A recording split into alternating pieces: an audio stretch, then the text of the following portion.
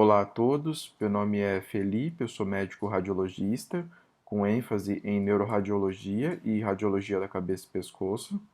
Essa é uma série de vídeos que eu inicio agora, que pretende ser um guia de sobrevivência para o plantão. Então eu vou abordar nessa série vários assuntos ligados à neuroradiologia e radiologia da cabeça e pescoço, mas com uma ênfase que é voltada para o conhecimento de aspectos básicos necessários para que você possa fornecer um laudo adequado, um laudo de qualidade que responda às perguntas que o médico solicitante quer saber. Então, o objetivo aqui não é que a gente discorra detalhadamente, profundamente sobre a fisiopatologia, sobre as manifestações clínicas e suas correlações com a imagem, mas que a gente saiba o que é fundamental para auxiliar no tratamento desse paciente. E a primeira aula, ela vai ter justamente o tema do AVC. Então é a avaliação por imagem no AVC.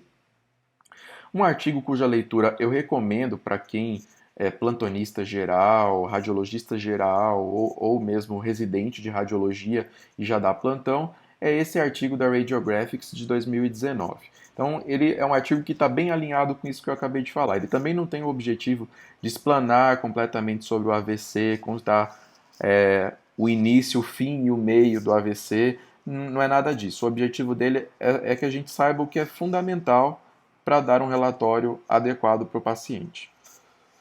Bom, ele é um artigo, então, da Radiographics, mas que utiliza várias referências que são, inclusive, de maior impacto estatístico e que são já conhecidas pelos neurologistas em geral, muitas vezes pelos emergencistas, pelos neuroradiologistas, enfim. Algumas dessas referências são esses dois trials aqui de 2018, que são o Down e o Diffuse 3, que são os nomes pelos quais eles são mais conhecidos. Aqui eu coloquei também os guidelines da American Heart Association para condução, para o manejo do paciente com AVC. E essas são algumas das referências, dentre várias outras também relevantes que são utilizadas aqui nesse artigo que eu estou citando. E uma que não faz parte das referências do artigo, mas que eu coloquei porque é bem interessante também, é esse artigo recente, de um artigo desse ano, que fala sobre a experiência brasileira no tratamento de pacientes com AVC através da trombectomia mecânica em pacientes do sistema público de saúde. É um artigo que é interessante aí para a leitura, principalmente porque fala sobre aspectos relacionados à nossa realidade aqui brasileira. Quanto ao tratamento desses pacientes, a gente sabe então, o paciente que tem AVC, o manejo dele ele envolverá vários aspectos, que não só o tratamento medicamentoso ou um tratamento intervencionista que estão mencionados aqui. Ele tem uma série de controles pressóricos e uma série de metas que vão além de simplesmente tratamento de trombólise química e trombectomia mecânica. Mas o que a gente sabe é que esses são os tratamentos mais eficientes. Quando você dá um medicamento, um trombolítico, que é o RTPA, com o objetivo de dissolver o trombo que está causando o AVC desse paciente, ou quando você vai e faz um tratamento endovascular, passa um catéter pelo sistema arterial que vai até o local do trombo e remove esse trombo, permitindo que a circulação local volte ao normal, ou pelo menos muito próximo do normal. Isso é a trombectomia mecânica. Então, existem vários critérios, tanto de inclusão quanto de exclusão dos pacientes para esses vários tratamentos. E eu não vou detalhar todos eles aqui, mas um critério assim, clínico que é importante para a gente saber em relação ao tempo. Os pacientes, para que possam ser submetidos à trombólise química, precisam ter um tempo desde que ele manifestou os primeiros sintomas, que é o momento do ictus, até a infusão do medicamento. Esse tempo não pode ultrapassar esse prazo de 4 horas e meia. E em relação à trombectomia mecânica, esse prazo não pode ultrapassar 24 horas, tem que ser menor do que 24 horas. E quanto mais cedo, ainda melhor. Bom, o paciente, então vamos pensar no fluxo desse paciente. É um paciente que chegou no pronto-socorro, o médico clínico, emergencista, avaliou esse paciente e ele acha que esse paciente tem um AVC. Então, esse médico ele vai utilizar o quê? Principalmente o NIH Stroke Scale, ou SCORE, que é esse score, onde tem várias características neurológicas que serão analisadas, e à medida que o paciente perde a função em determinada característica, ele vai ganhando pontos nessa escala. Então, quanto maior é o valor que o paciente atinge, no final das contas, nessa escala, maior é a possibilidade de que ele tenha realmente um AVC, e no caso de que seja realmente um AVC, de que seja um AVC mais grave do que se ele tivesse uma pontuação menor. Então ele vai levar em consideração nível de consciência, orientação, visão, movimentos oculares, força, sensibilidade, enfim.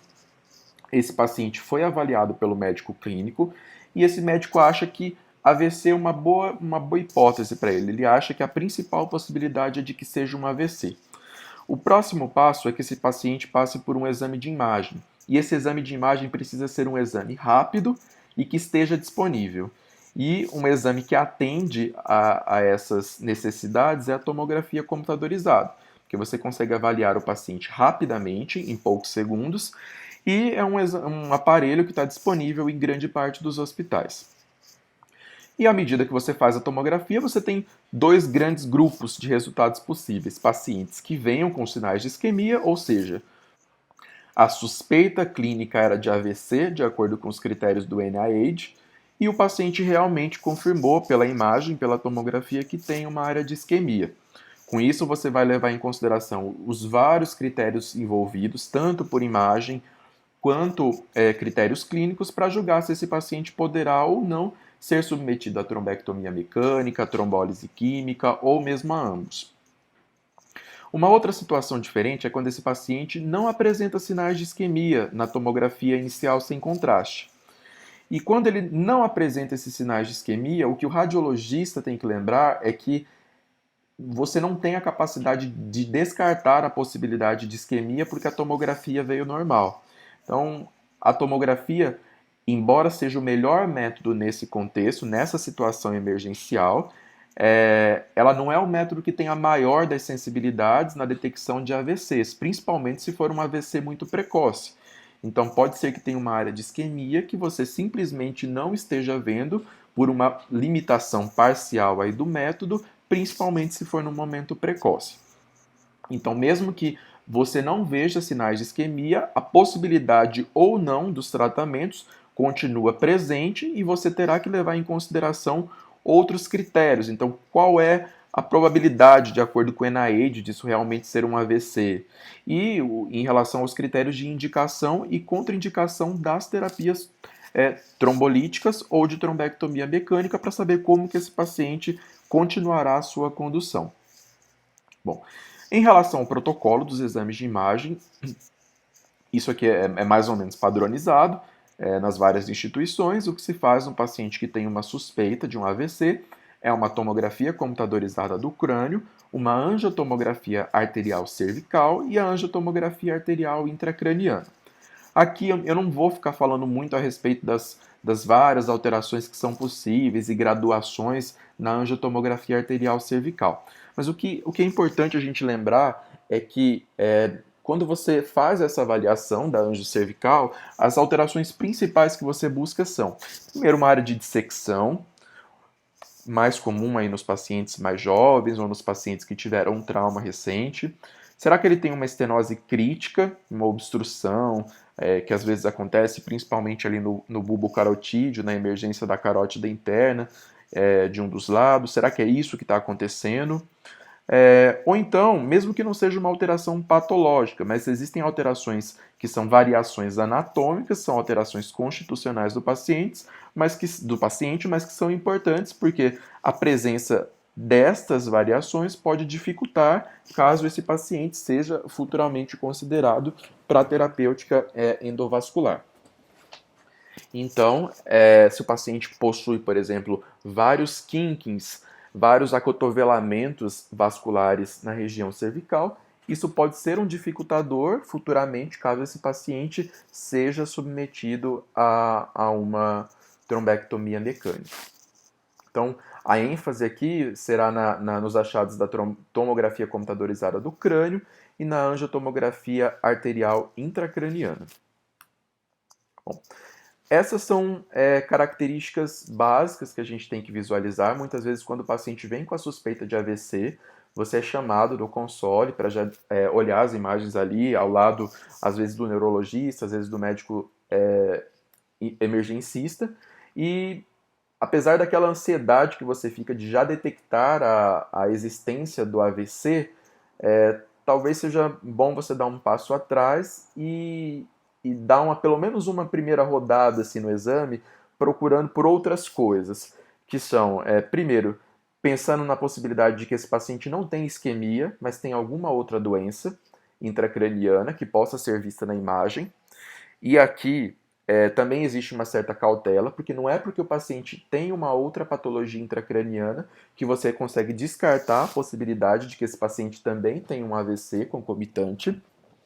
E outra alteração que deve ser pesquisada é quanto à existência de hemorragia.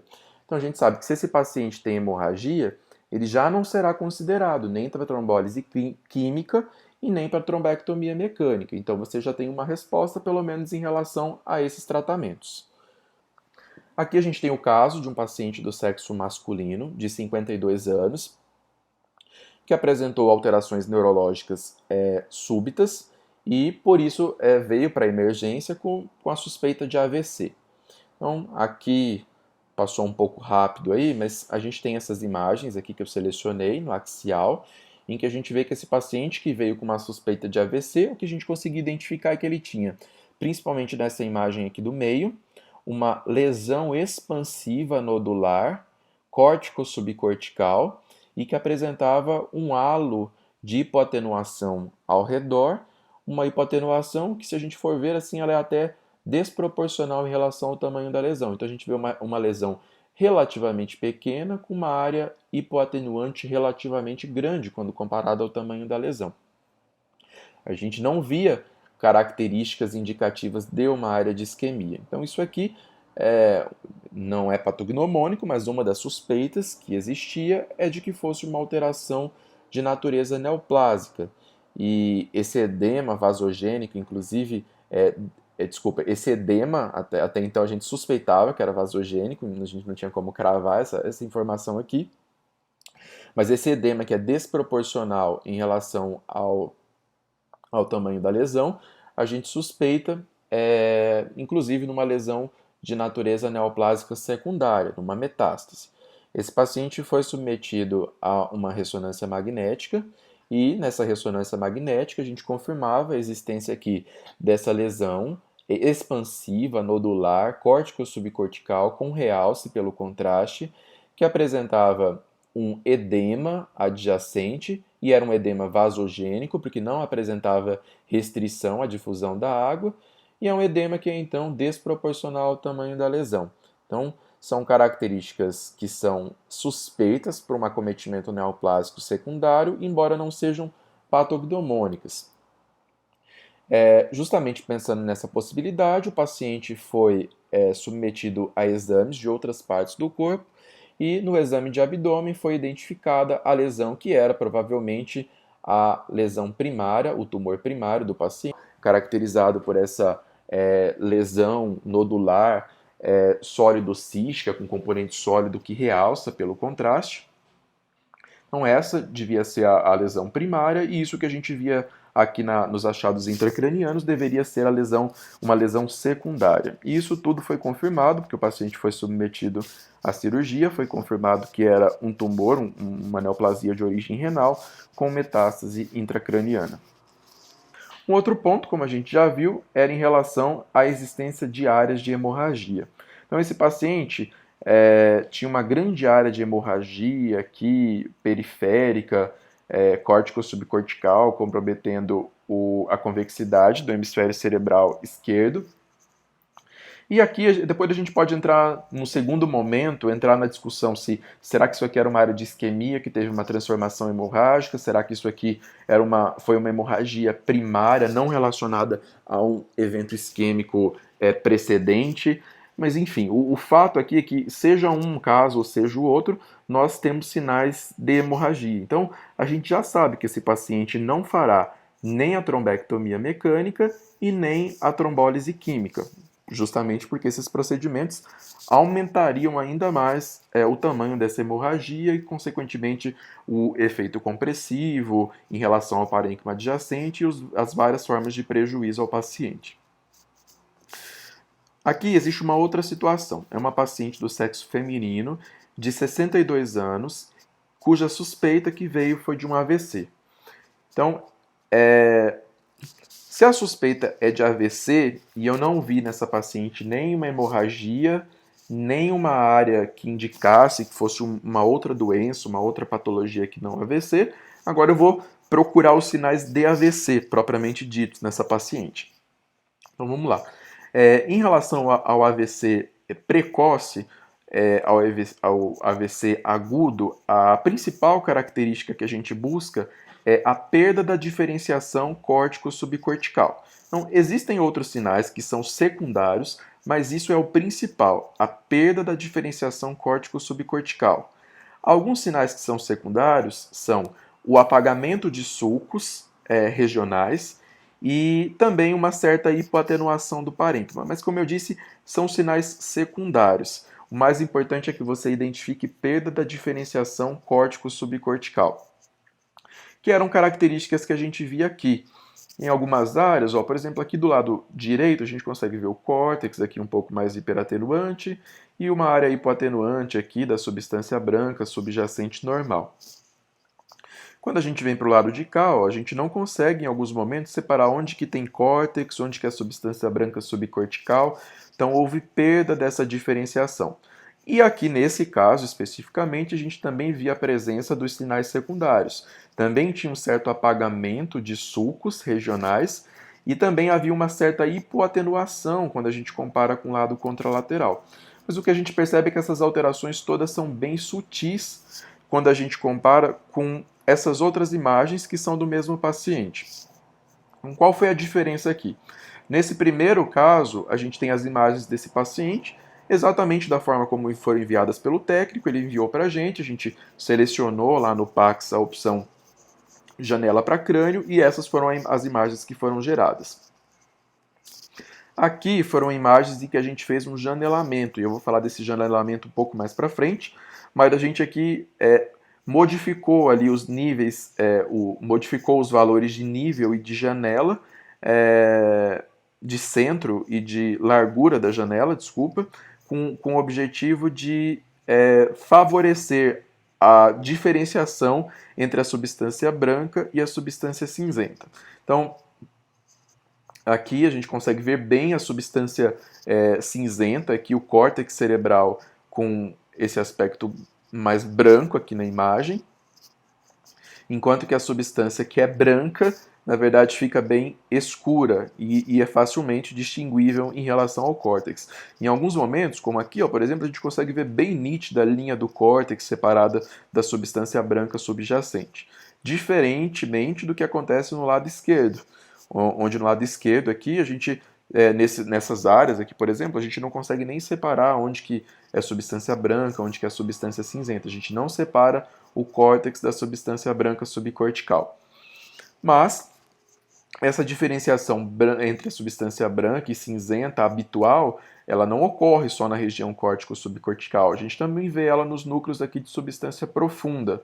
Então, os núcleos de substância cinzenta profunda, como eu já disse, são núcleos de substância cinzenta, e aqui do lado deles a gente tem as cápsulas e o tecido de substância branca ao redor. E habitualmente, à medida que a gente faz esse janelamento, a gente tanto consegue ver a diferenciação do córtex com a substância branca subcortical, quanto aqui dos núcleos da base em relação à substância branca adjacente. Quando acontece o AVC, qual que é a característica? Perda da diferenciação entre a substância branca e cinzenta. Então, além da perda da diferenciação córtico-subcortical, a gente também tem essa perda da diferenciação aqui ao redor dos núcleos da base, o que é mais facilmente visível aqui ao redor do núcleo lentiforme, mas que também acontecia aqui na cabeça do núcleo caudado.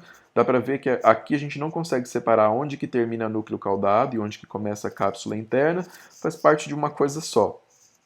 Então, houve perda dessa diferenciação. Nesse caso, como eu mencionei, a gente ainda tinha aqueles sinais secundários. ainda tinha um discreto apagamento de sulcos e uma hipotenuação em relação ao parênquima contralateral normal. Já chama atenção aqui, nesse caso, que a gente não vê só alterações no território de irrigação da artéria cerebral média, mas também no território da cerebral anterior, que passa aqui na frente. Bom, então, a primeira pergunta é AVC? Veio com essa suspeita, e a gente viu sinais de perda da diferenciação córtico-subcortical que favoreciam para a gente, que confirmavam para a gente essa hipótese. O próximo passo é que a gente saiba qual que é a extensão desse AVC, qual que é a extensão dessas áreas de isquemia. E para que a gente faça isso, existe um critério com o objetivo de reduzir a variação, pelo menos tentar reduzir a variação interobservador, embora ela não resolva esse problema com 100% de eficácia, mas uma tentativa, né, de reduzir essa variação é que foi criado o critério do Aspects. No Aspects, então, o território da artéria cerebral média, ele é dividido em 10 subáreas, 10 subterritórios, que são o do núcleo caudado, da cápsula interna, do núcleo lentiforme, da ínsula, e as áreas córtico-subcorticais são divididas em 6 níveis. Esses 6 níveis são divididos basicamente em M1, M2, M3, M4, M5 e M6. Toda vez que a gente for lá dar um exame, que a gente vir sinais de isquemia recente, é interessante ter uma imagem dessa aqui na internet, ou às vezes também está presente nas máscaras de laudos de AVC, ajuda a lembrar sobre essas várias subáreas aqui que devem ser contabilizadas para estratificação desse AVC. Então, nesse paciente, a gente fazendo essa estratificação, essa categorização com o Aspects, a gente via que tinha comprometimento aqui da cabeça do núcleo caudado, olha a diferença em relação ao lado contralateral, o núcleo lentiforme, a ínsula, o segmento M2, o segmento M5 e o segmento M6.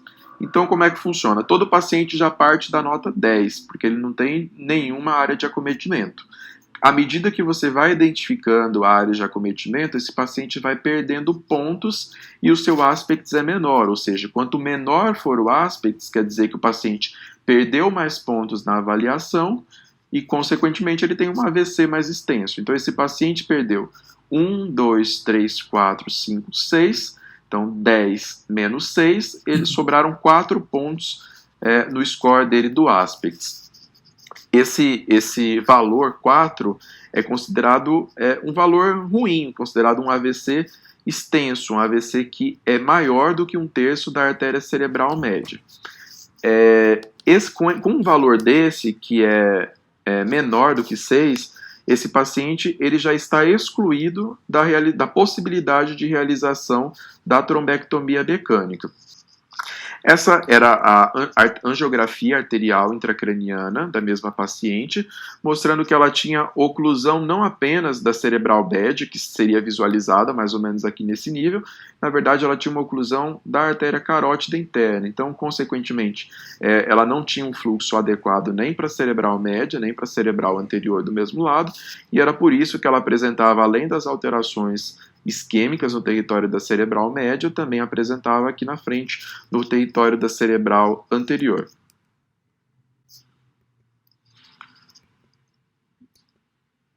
Bom, agora a gente entra no segundo momento aqui da aula, em que a gente está lá no console, com o médico solicitante ali do seu lado, e você já deu aquela primeira olhada, aquela primeira passada nas imagens, você já não viu nenhum sinal de outra patologia que não fosse AVC, e você não viu nenhum sinal de isquemia. Então, como você não viu nenhuma dessas alterações, agora o seu objetivo é a pesquisa de sinais de AVC propriamente ditos. Essa era uma paciente do sexo feminino, de 27 anos, e que veio com essa suspeita de AVC.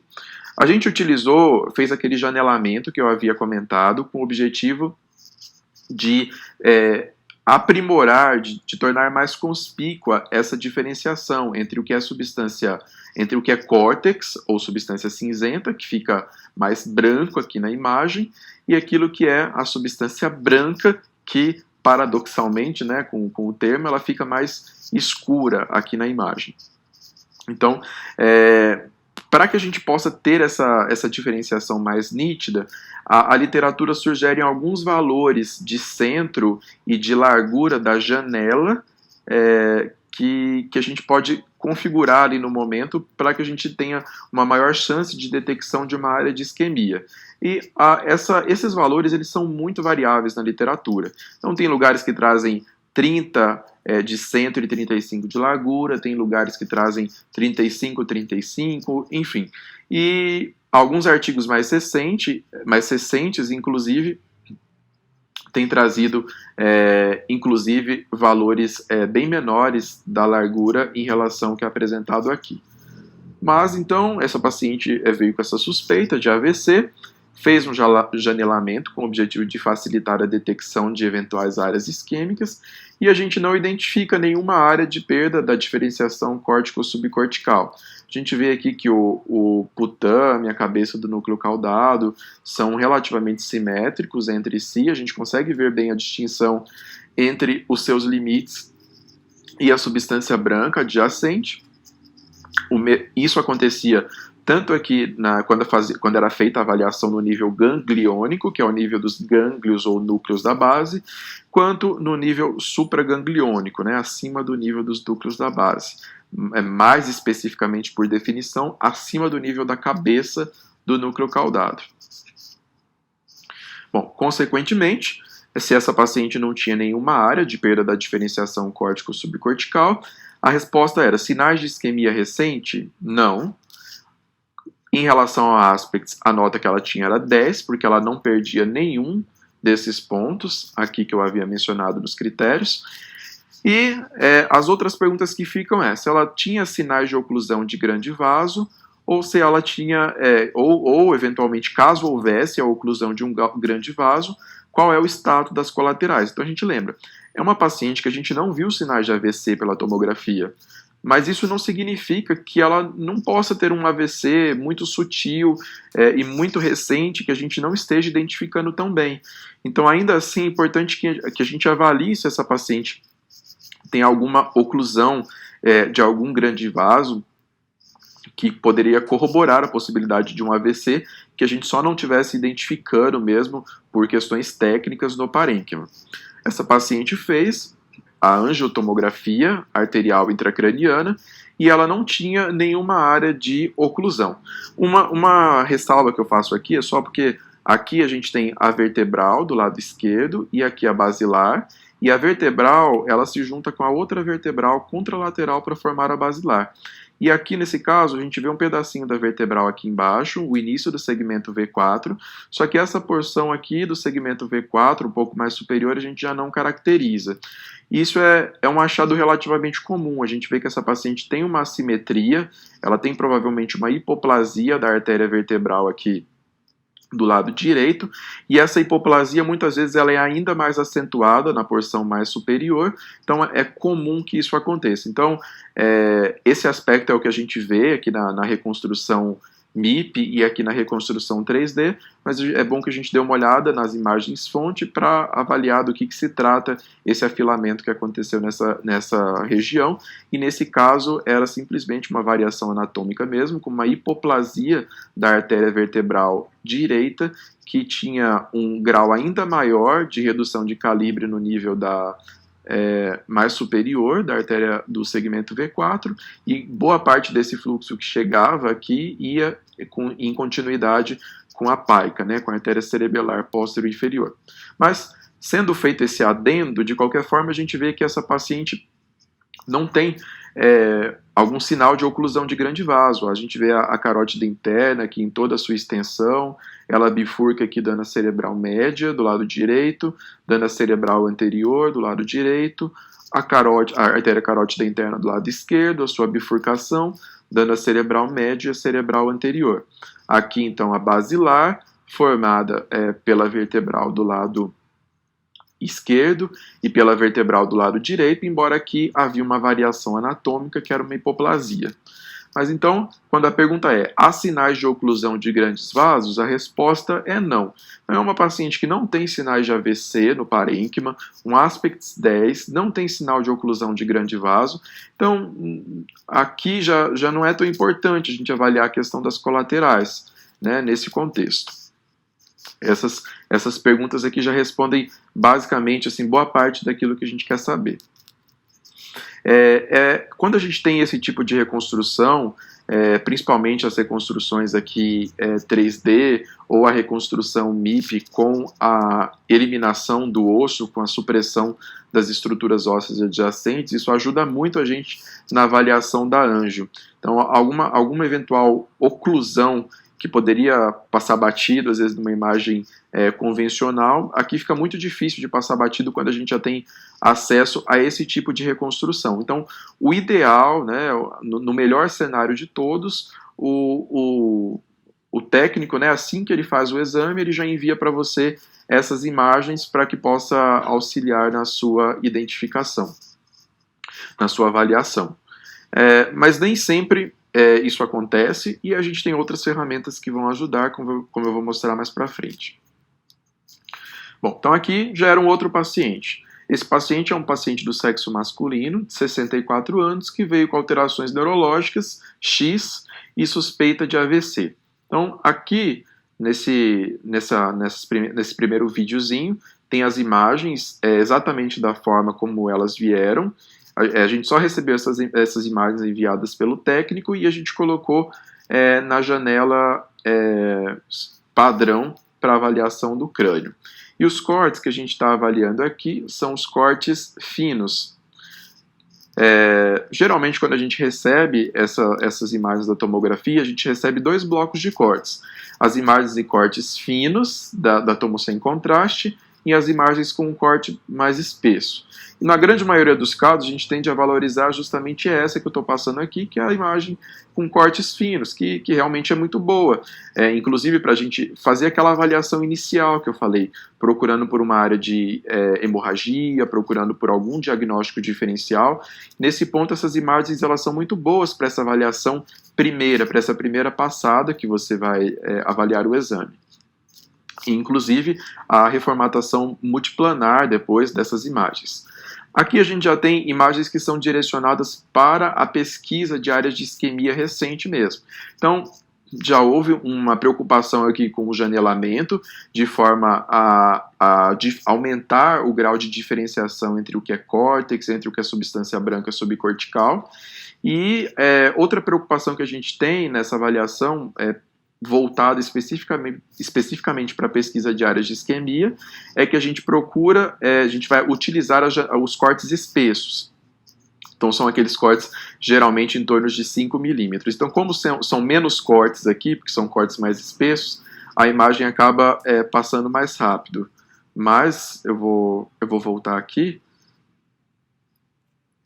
e a gente conseguia ver uma área de isquemia com mais facilidade. Talvez não aqui, porque a imagem acabou passando bem rápido, mas quando eu coloco aqui as imagens com janelamento voltado para a pesquisa de AVC, e aqui são os cortes mais espessos, de 5 milímetros, notem que aqui eu utilizei ainda um outro janelamento, que talvez ainda facilite ainda mais a identificação da diferenciação entre substância branca e substância cinzenta, e esses eram inclusive os valores que eram trazidos como sugestão naquele artigo que eu mencionei da Radiographics, que eu me baseei em grande parte para a elaboração dessa aula.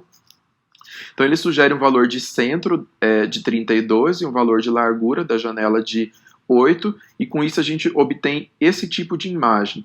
Então a gente vê, o córtex aqui fica bem facilmente visível aqui branco ao redor, e os núcleos aqui de substância cinzenta, a gente também consegue ver eles com bastante nitidez e distinção em relação à substância branca adjacente. Bom, então quando a gente utiliza principalmente essas imagens voltadas para a pesquisa de AVC, a gente já consegue identificar uma área de assimetria aqui. Então, lá naqueles cortes que eu passei no videozinho, era difícil de ver, né? Estava muito dinâmico ali, passava bem rápido, era difícil de ver. Mas aqui, com as imagens estáticas dessa forma, olha como é mais fácil, né, da gente identificar. Do lado direito aqui a gente via bem o córtex da ínsula e a substância branca aqui subjacente, enquanto que do lado de cá a gente não vê o córtex da ínsula, a diferenciação córtico-subcortical. Nesse caso também estavam presentes os sinais secundários que eu mencionei, também havia um apagamento dos sulcos corticais nessa região e também havia hipoatenuação dessa região. Então, quando a gente vai fazer a contabilização dos pontos aqui do aspects, a gente vê que a paciente não perdeu pontos em nenhuma das outras localizações, com exceção da ínsula. Então, ela só perdeu a pontuação correspondente à ínsula.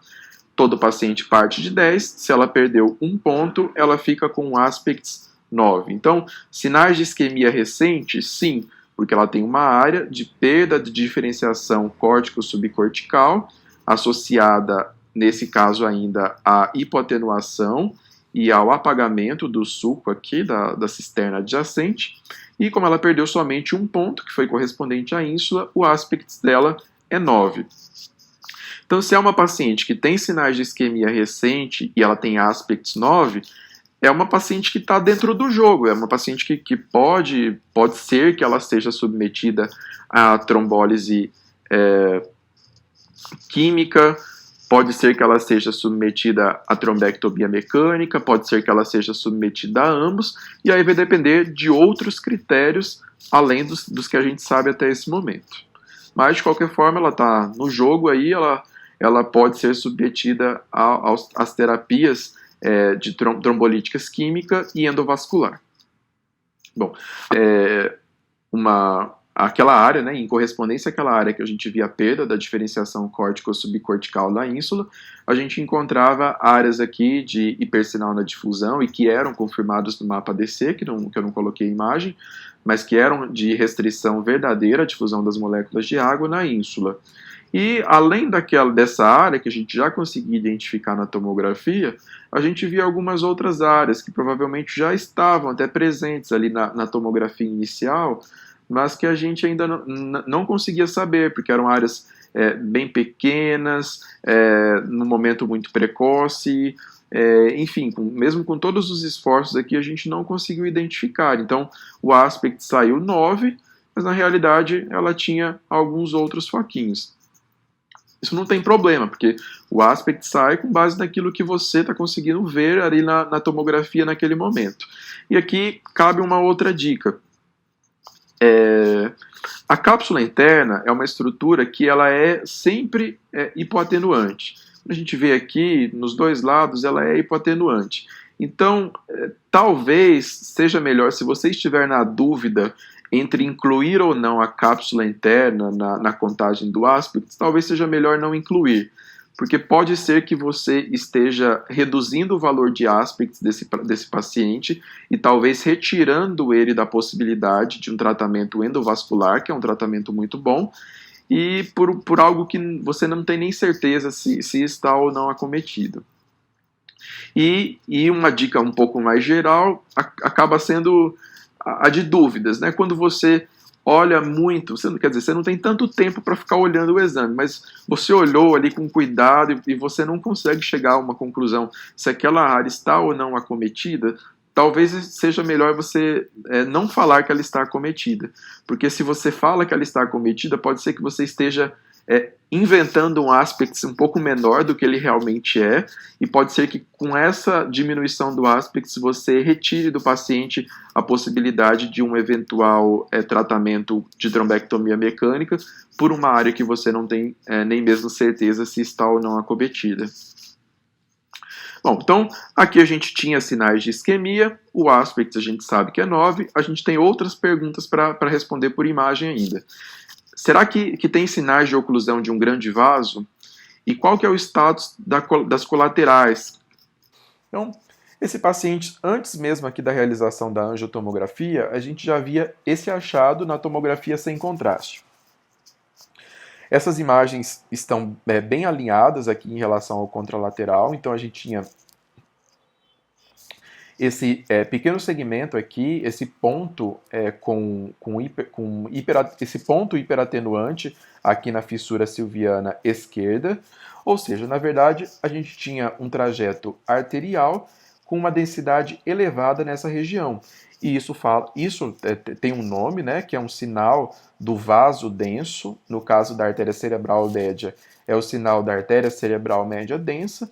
E quando a alteração acontece aqui já no segmento M2 ou às vezes M3, o que a gente vê nas imagens axiais decorrentes da orientação do vaso é um ponto hiperatenuante.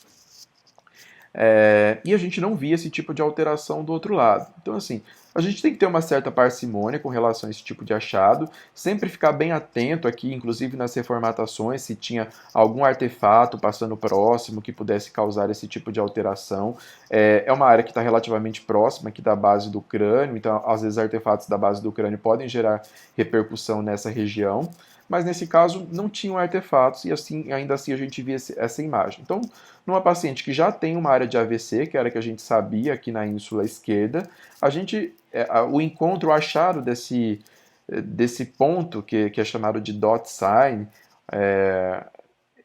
favorece para a gente a possibilidade de que exista um trombo endoluminal aqui nessa região e que esse trombo justamente seja o responsável pela oclusão do vaso e, consequentemente, pelas alterações isquêmicas. Não é muito frequente que você veja esse tipo de achado, mas quando você encontra, ele é quando você encontra, na verdade, e você olha as imagens nos outros planos e você vê que não é um artefato, é uma imagem real, ele tem um elevado grau de especificidade, de cerca de 95% para a existência de um trombo endoluminal aqui nessa região. Então, não é sempre que você vê, mas quando você vê, é quase que certo que haja realmente um trombo endoluminal na região. E a gente pode confirmar isso através da angiotomografia. Então, a angiotomografia, como eu disse, quando você tem a possibilidade de avaliação das imagens em MIP, como o que a gente está vendo aqui, especialmente se for com a possibilidade de remoção, com a remoção aqui através do software do osso, você consegue identificar com muita facilidade essas oclusões vasculares. E melhor ainda, se você tiver a possibilidade de já receber a imagem do técnico em 3D, como era o caso daquela outra paciente que eu tinha mostrado, melhor ainda, porque uma área de oclusão dificilmente vai passar batida numa imagem como essa.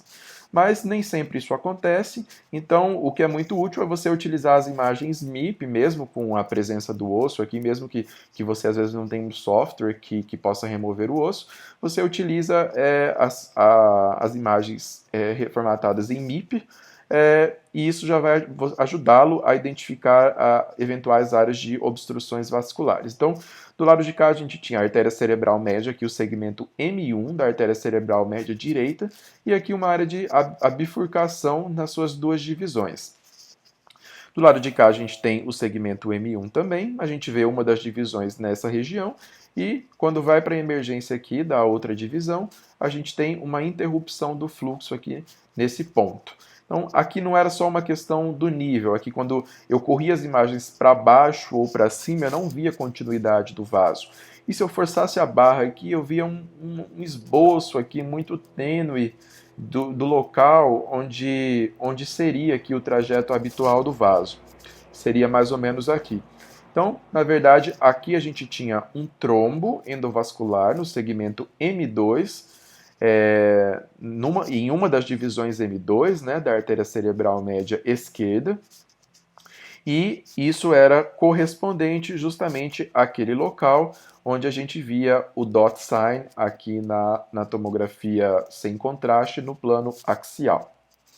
Então, essa paciente tinha uma área de oclusão vascular. Bom, aí a pergunta que eu tinha feito essa paciente tem sinais de oclusão de grande vaso? E essa pergunta é importante, por quê? Porque para eu cogitar a possibilidade de realização de uma trombectomia mecânica, o paciente tem que ter uma oclusão de um grande vaso.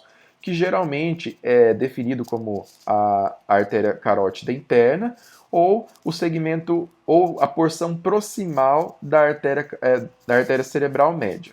Então, ou carótida interna ou segmento proximal da artéria cerebral média. E quando se fala isso, segmento proximal da cerebral média, na grande maioria das vezes, o que os artigos estão se referindo é ao segmento M1.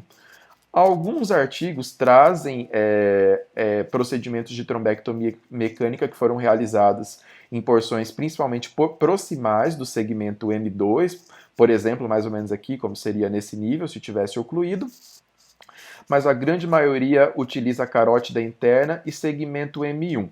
Então, essa definição aqui de sinais de oclusão de grande vaso depende do seu serviço. Então, você tem que saber, primeiro, se você tem, né, a possibilidade da realização de trombectomia mecânica no seu serviço, e se sim, se essa é uma possibilidade, até onde que a equipe de intervenção do seu serviço realiza esse procedimento. Ela realiza só quando as alterações, quando a oclusão vai até M1, ou ela também às vezes realiza se for um pouco proximal em M2. Então, na maioria dos locais, acaba que esse procedimento é feito até o segmento M1, então ou carótida interna ou segmento M1, e nesse caso o segmento M2 já não seria considerado como oclusão de um grande vaso. Então, aqui é uma oclusão de segmento M2, na maioria dos locais não seria considerado uma oclusão de grande vaso, mas lembrando que aí você precisa saber o que a equipe de intervenção do hospital onde você trabalha faz. Houve sinais, então, de... Essa oclusão, como eu disse, então, vai depender aí, essa definição, se houve ou não, mas de qualquer forma, independente se a gente considera ou não uma oclusão de grande vaso, de qualquer forma a gente sabe que houve uma oclusão vascular aqui nessa região.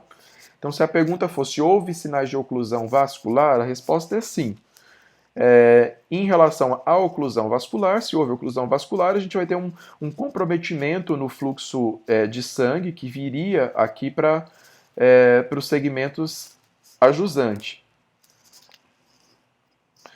Isso, para os segmentos ajusante. Então, houve um bloqueio e, teoricamente, a circulação aqui nessa região ela está em risco. Porém, existem anastomoses entre os vários sistemas, entre os vários territórios de irrigação aqui do encéfalo.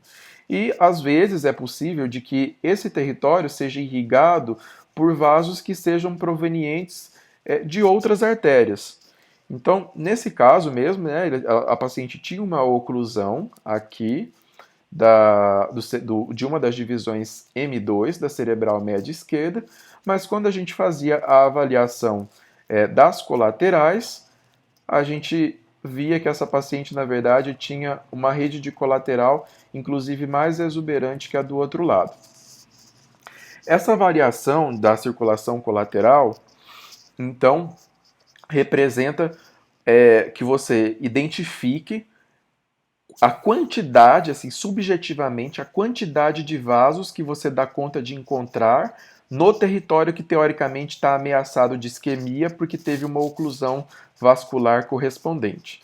Então, a oclusão vascular aqui foi dessa divisão da cerebral média, dessa divisão M2 da cerebral média esquerda. O território que está em risco é essa região aqui aproximadamente. Então é essa região onde eu vou avaliar como que está a situação dos vasos e comparar com a região mais ou menos simétrica do lado contralateral. E a gente tem que lembrar que aqui houve uma oclusão vascular, então o sangue não está chegando por sua via habitual, ele está chegando por vias alternativas, e o fluxo aqui, ele provavelmente é um pouco mais lentificado em relação ao habitual.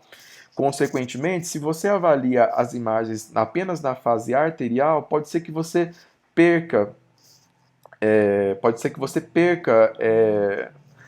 o número de colaterais reais que aquele paciente apresenta. Então, assim como eu falei, o protocolo envolve o quê? Uma tomografia de crânio, uma angio arterial cervical e uma angio arterial intracraniana. Só que praticamente sempre de rotina, na maioria dos serviços, acaba que é enviado também uma sequência, uma fase mais tardia, uma fase que é mais venosa. E é justamente nessa fase mais tardia que você vai avaliar a presença de colaterais.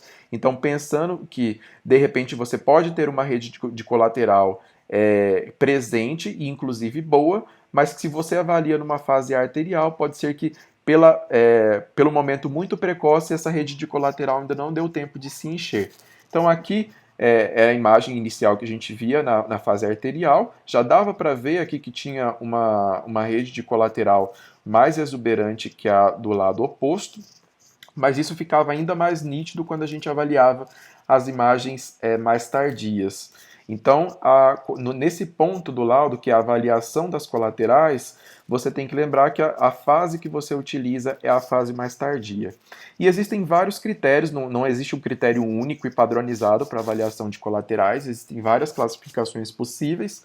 Uma das que é bastante utilizada, inclusive em vários hospitais daqui de São Paulo, é justamente essa aqui, que é a classificação de Maas, em que basicamente você avalia, essa é a região que está em risco de isquemia, pelo que você viu de oclusão vascular, você compara com o lado contralateral e ela está bem menor. Na verdade, ela está ausente, praticamente ausente aqui. Então, ela é um estágio, uma classificação 0. Aqui ela está presente, mas está menor do que o lado contralateral, então é 1. Aqui ela está presente, relativamente simétrica em relação ao contralateral, então é 2. E aqui ela está semelhante ao que a gente viu no nosso caso, não só presente, como ainda maior que o lado contralateral, então é 3. Então a gente sabe que o pior prognóstico de todos é nesse paciente que tem a classificação 0, que não tem nenhuma colateral. Então, à medida que ocorreu a oclusão vascular nesse paciente, ele não tinha nenhum outro vaso aqui, nenhum outro ramo que ajudasse a suprir de alguma forma esse território. E a melhor situação de todas é quando o paciente tem uma boa rede de colaterais, como é esse paciente aqui da classificação da categoria 3. Uma paciente, então, que teve uma oclusão de um ramo importante, mas outros vasos estão ajudando a manter esse território e, consequentemente, esse paciente vai progredir, ele pode até progredir para áreas de isquemia nessa região, mas essa progressão será bem mais lenta. Então, com isso, você tem mais tempo para agir nesse paciente sem que ele tenha grandes sequelas. Bom, essa aqui é uma paciente do sexo feminino, de 67 anos, que veio com suspeita de AVC. E aqui são as imagens com o janelamento habitual, assim como ele é emitido pelo técnico. E são as imagens com cortes finos também, né? Não é aquela imagem com corte mais espesso, de 5 milímetros, que é utilizada para avaliação do AVC. Então, essa paciente, a gente já via que ela tinha várias áreas hipoatenuantes aqui, o que é complicado, porque o que fica para a gente mas será que o que é isquemia? Será que é tudo microangiopatia? Será que ela também tem AVC? Será que são as duas coisas, que é uma coisa? Será que é outra só? Será que é uma coisa só? Será que são as duas? Enfim, então, ali na imagem dinâmica, assim, também difícil de ver. Aqui eu fiz as imagens, representei as imagens estáticas, né, tanto do plano gangliônico, nível dos gânglios da base, como aqui na região supragangliônica, que está acima do nível da cabeça do núcleo caudado. E aqui com o janelamento habitual, né, que é enviado pelo técnico e que você pode selecionar também lá no PACS a opção de janela para avaliação do crânio. Então não é nada específico para avaliação do AVC. E aqui ficava muito difícil identificar alguma alteração, principalmente decorrente dessas áreas de hipoatenuação aqui, que são de microangiopatia, que é um dos fatores que limita a avaliação, a detecção de AVC em pacientes idosos, né? Que é justamente o grupo de pacientes que é mais frequentemente acometido pelo AVC. Então aqui ficava um pouco difícil de ver, mas quando a gente fazia aqui a janela para AVC, e aqui eu utilizei aquele centro de mais ou menos 32 e a largura de mais ou menos 8, a gente via aqui, ó, mesmo com as áreas aqui hipoatenuantes de microangiopatia, a gente conseguia definir bem aqui a separação entre o córtex e a substância branca em toda a região, tanto gangliônica, tanto no nível gangliônico quanto supragangliônico. Porém, do lado esquerdo, ó, vê que a gente consegue identificar bem aqui o núcleo lentiforme e a cabeça do núcleo caudado. E aqui do lado direito a gente não consegue identificar muito bem, ó, aonde que começa o núcleo lentiforme, onde que termina o núcleo lentiforme e onde que começa a substância branca. Simplesmente não sabemos. A ínsula parece que não está acometida, a gente vê uma linha aqui com maior atenuação ao redor, que deve representar o córtex preservado, e isso é relativamente simétrico aqui em relação ao lado contralateral. Então, a gente via esse comprometimento, então, aqui da cabeça do núcleo caudado e do núcleo lentiforme, que a gente tinha uma dificuldade maior para identificar nessas imagens sem o janelamento adequado.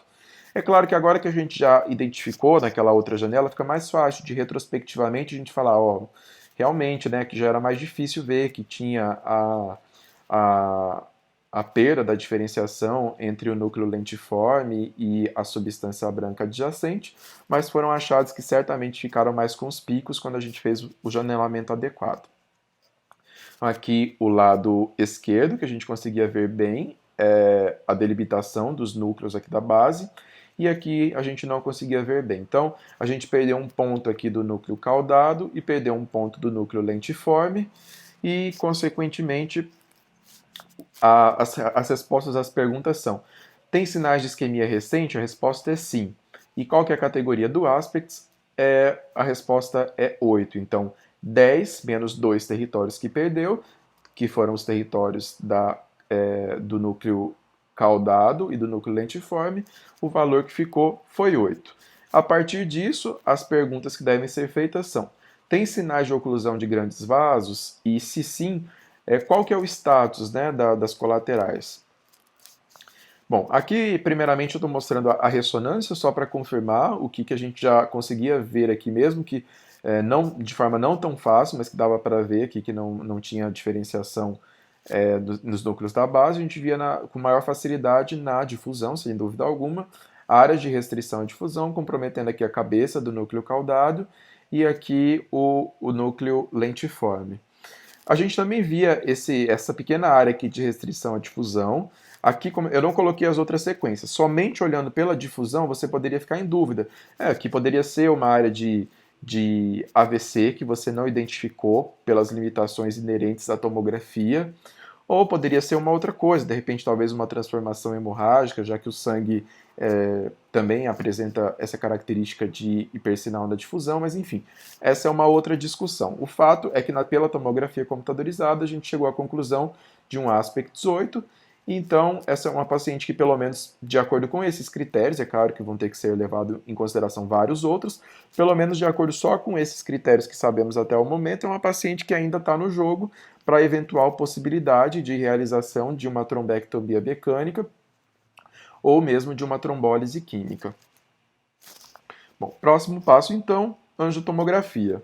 Aqui tem a imagem dinâmica, né, da angiotomografia desse paciente, mostrando que mesmo quando a gente não tem as imagens, as reconstruções MIP sem o osso, ou quando a gente não tem as reconstruções 3D, ainda assim, mesmo com as reconstruções MIP com osso, a gente consegue visualizar essas áreas de obstrução arterial com maior facilidade. E a oclusão aqui é justamente nessa área, ó, aqui na porção mais lateral do segmento M1 da cerebral média direita. Então, ó, a imagem corre para cima, para baixo, e você não identifica o estabelecimento de fluxo nessa região. Então, aquele caso anterior que nós vimos, ficava aquela questão um pouco polêmica, se você considerava aquilo como você sabia que era uma oclusão vascular, lá tinha uma oclusão de M2, mas lá você ficava na dúvida se você chamava de oclusão de grande vaso ou não, porque para a maioria dos serviços, oclusão de grande vaso é oclusão de carótida interna e de M1, e não de M2. Nesse caso aqui você não fica nessa dúvida, porque o comprometimento foi justamente em M1. Então, quando a pergunta é, houve oclusão de um grande vaso, a resposta é sim. E a partir daí, a gente vai avaliar o status das colaterais. Bom, a gente tem esse lado comprometido. E esse é o lado preservado. Quando a gente olha aqui, a gente vê que o número de vasos aqui nessa região é menor do que o lado contralateral. Mas o que a gente vai lembrar? Que esse é um exame que a gente está avaliando na fase arterial. E não é na fase arterial, preferencialmente, que a gente avalia o status de colaterais. Então a gente vai pegar outra sequência, desculpa, a outra série de imagens, que é a da fase mais tardia, e aí, com base nessa outra série, a gente conseguir identificar que aquilo que na verdade parecia ser uma circulação colateral menor em relação ao contralateral, na verdade é uma circulação colateral maior em relação à contralateral. É um pouco subjetiva essa avaliação, alguém poderia considerar aqui como simétrica, outro como maior, mas sendo simétrica ou sendo maior, de todas as duas formas, são fatores positivos em relação ao tratamento. Bom, essa paciente, ela foi submetida a um procedimento de trombectomia mecânica. É claro que foram levados em consideração aí vários outros fatores clínicos, o tempo de apresentação, enfim, e eles decidiram que ela seria submetida a uma trombectomia mecânica e foi assim que aconteceu. E ela apresentou uma melhora clínica importante, e inclusive restabelecimento adequado do fluxo nas imagens subsequentes. Bom, mas essa paciente fez esse exame num dia, e quando foi no dia seguinte, ela fez essa tomografia de crânio sem contraste de controle.